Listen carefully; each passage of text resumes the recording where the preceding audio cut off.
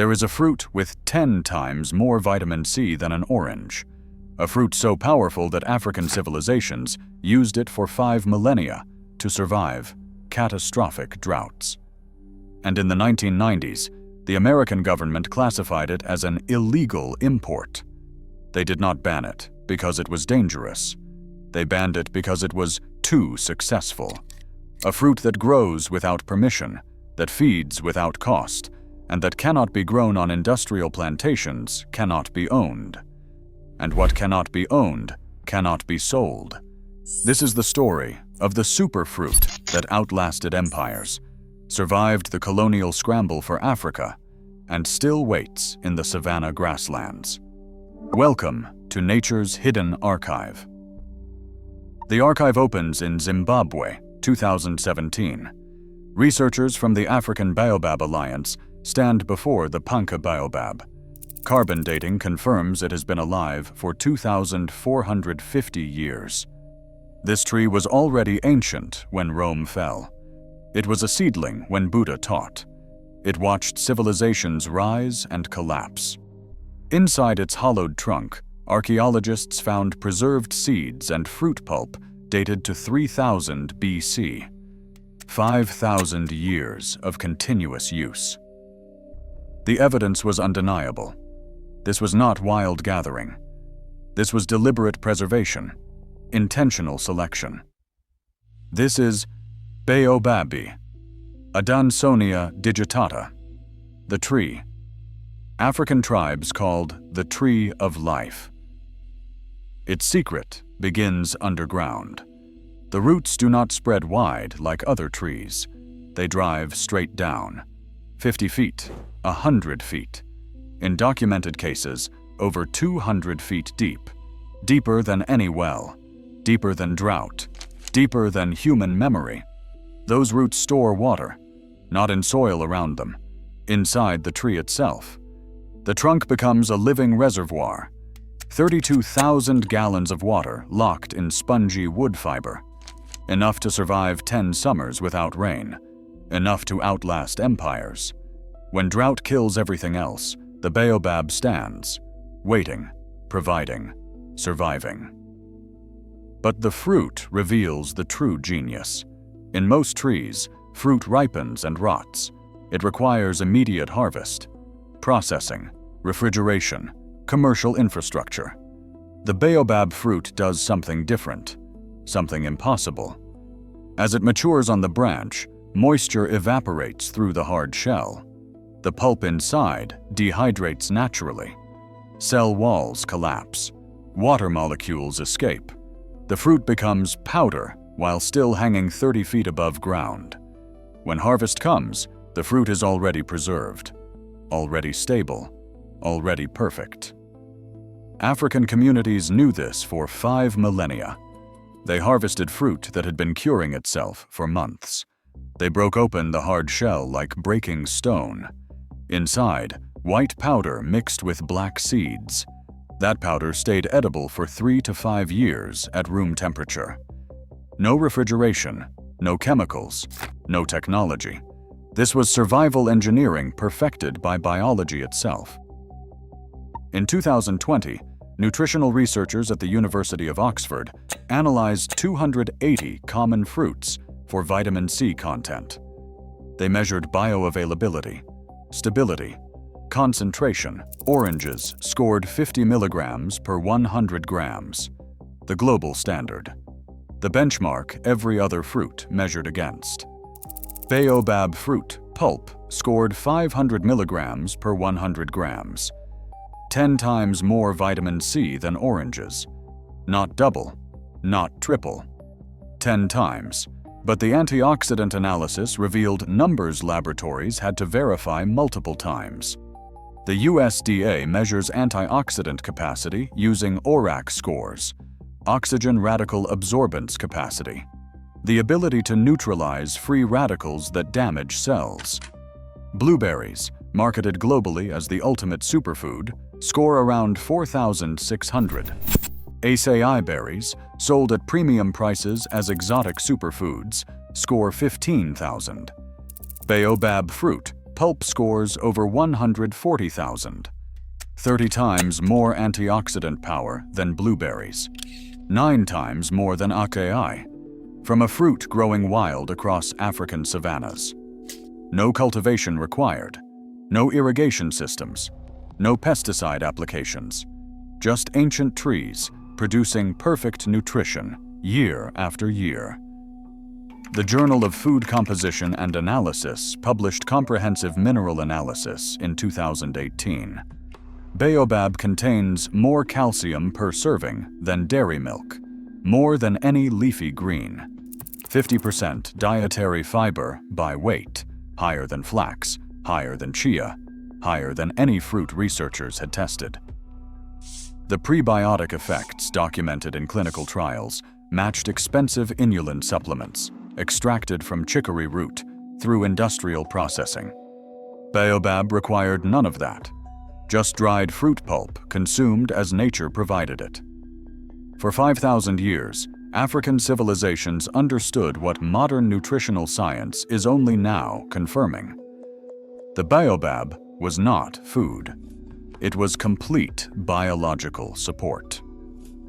Vitamin C for immune defense, calcium for structural integrity, fiber for microbiome health, antioxidants for cellular protection. Everything the human body evolved needing.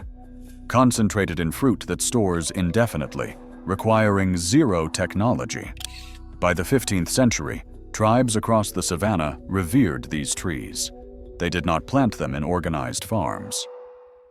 They protected them as sacred groves, living monuments, community pantries. Elders taught children which trees belonged to, which families. Harvest rights passed through generations. These were not property. They were relationships. Stewardship spanning centuries.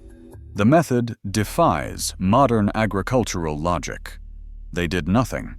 No irrigation, no fertilization, no pruning schedules, no soil amendments. The trees thrived on complete neglect. A wild orchard requiring zero human intervention beyond harvest. By the 1920s, colonial administrative records document rural villages across Senegal, Mali, and Kenya, producing hundreds of tons of baobab powder annually. Women climbed 30-foot trees using rope techniques passed from grandmothers. They harvested fruit that had been self-curing for 6 months on branches. Traditional African medicine classified baobab as a universal remedy for fever, inflammation, digestive weakness, and immune collapse. The same fruit addressed multiple conditions. Research in 2008 at the University of Ferrara confirmed powerful anti-inflammatory compounds, the same applications tribes used for 5,000 years, ancient wisdom becoming modern validation. But when European explorers arrived in the 1500s, they documented baobab with fascination. Then, in comprehension, David Livingstone measured trunks 30 feet in diameter in 1857. He described the fruit as velvet-covered gourds, then dismissed it as native curiosity, not a commercial opportunity. By the late 1800s, the land changed hands rapidly. Ranchers arrived with cattle. Colonial agricultural authorities brought cotton, coffee, and cocoa, cash crops for European markets. Cash crops dominated planning. To them, baobab was not the tree of life.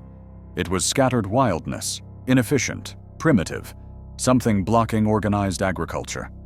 Wildness stood in the way of ordered farms. They brought sugar from Caribbean plantations, industrial fruits that could be grown in regimented rows, harvested on a schedule, and shipped in standardized crates, systems designed for total control. Baobab grew freely, without ownership, without schedules, without permission.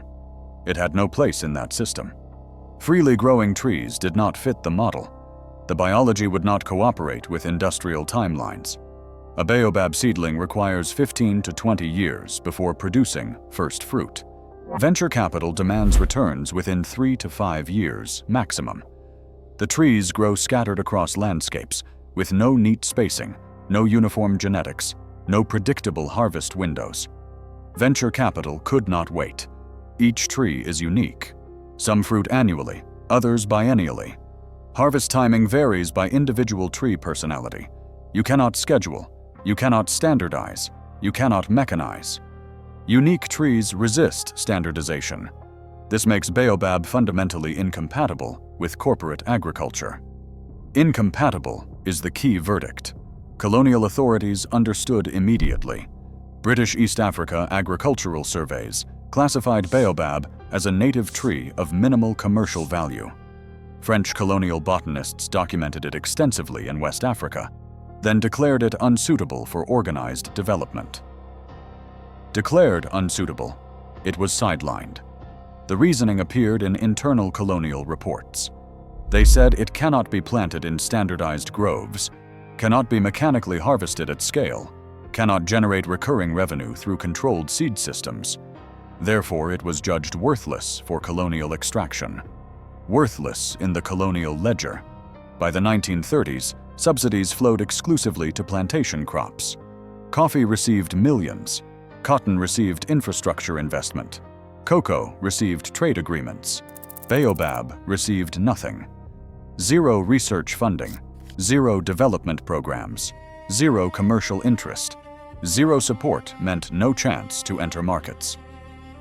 The tree fell from agricultural consideration entirely, not because it failed nutritionally or economically for communities, but because it succeeded without generating colonial profit. By the 1980s, the global superfruit industry emerged. Supply chains demanded uniformity, predictability, industrial scale. Subsidies flowed to blueberries cultivated in massive Oregon farms, acai harvested from controlled Brazilian plantations, goji berries from standardized Chinese orchards. Every berry identical, every harvest scheduled, every supply chain controlled. Baobab remained wild, scattered, unpredictable. The industry branded it unsuitable for modern markets. Then the Food and Drug Administration classification arrived. Quiet, bureaucratic, final. Baobab fruit did not appear on the generally recognized as safe list. Importing it into the United States became effectively prohibited. No press releases announced this. It simply existed in regulatory code. Invisible suppression. The stated justification was insufficient safety data. The actual reason was absence of corporate application.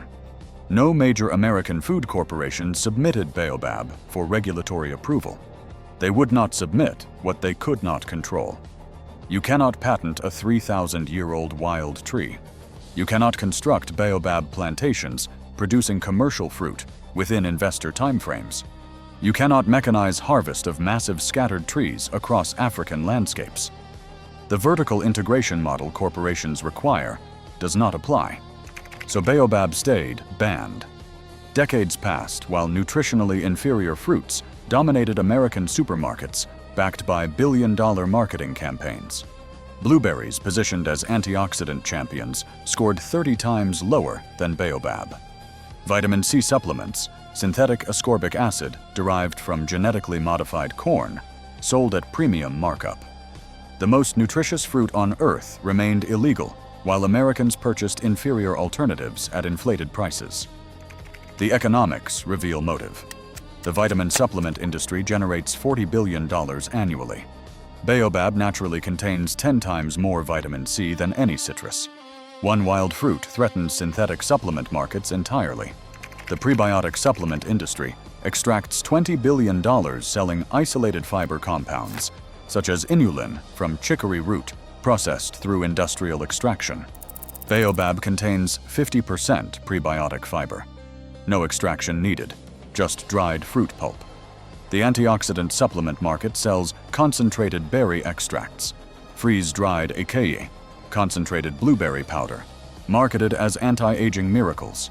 Baobab scores 30 times higher, growing wild, harvested by hand, processed by sun.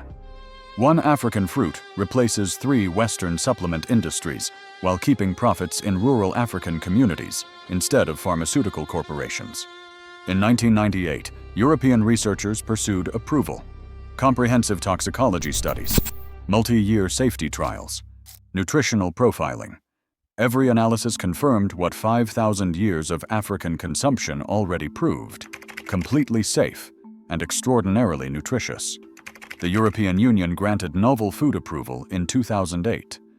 Baobab became legal across Europe. The Food and Drug Administration maintained the American ban. Meeting records from 2012 suggest supplement industry pressure. Representatives argued approval would disrupt domestic markets. They framed wild African imports as unfair competition against American-manufactured products. It was never about consumer safety. It was about corporate market protection.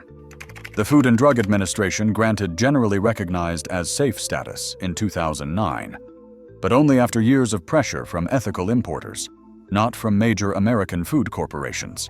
They demonstrated zero interest in products outside their control systems. Legal approval changed nothing structurally. Major retailers do not stock Baobab. Whole Foods carries it in limited locations. Walmart has zero presence. Meanwhile, blueberries occupy entire refrigerated sections, backed by millions in cooperative marketing funds. The suppression succeeded perfectly. Legal, but invisible to 99% of American consumers. But knowledge survives. Women's cooperatives in Ghana and Senegal maintained the harvest, climbing trees, collecting fruit, preserving tradition through suppression. Then the climate crisis intensified. 2015, 2019 higher. Record droughts, modern crops collapsed. Researchers tested Baobab, zero irrigation, still producing. A gift from the past to a climate-changed future. Small companies began importing. Health food stores quietly stocked it.